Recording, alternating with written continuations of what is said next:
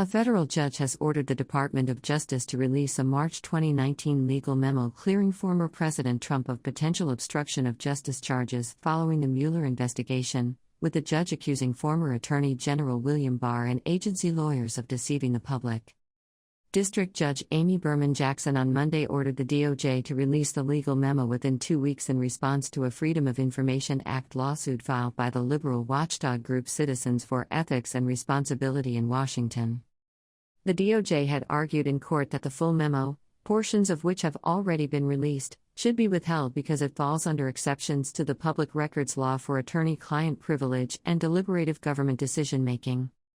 But Jackson said on Monday that those claims were not consistent with her own review of the unredacted memo or the timeline revealed by internal emails among top Justice Department officials.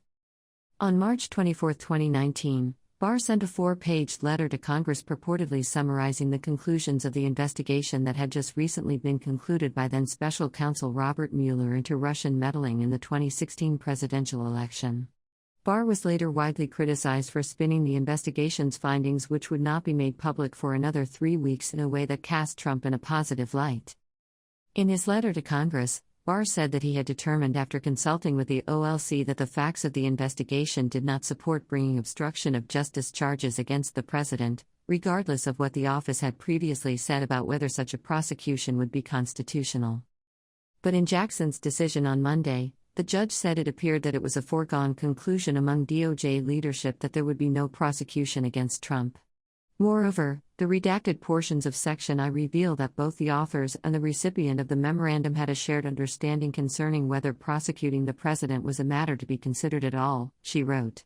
In other words, the review of the document reveals that the Attorney General was not then engaged in making a decision about whether the president should be charged with obstruction of justice. The fact that he would not be prosecuted was a given.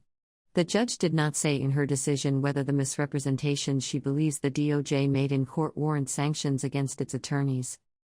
Monday's ruling is not the first time a federal judge has questioned Barr's honesty about the Mueller report. In a decision last year regarding a separate FOIA case, District Judge Reggie Walton said that Barr's early comments about the report were inconsistent with its actual findings.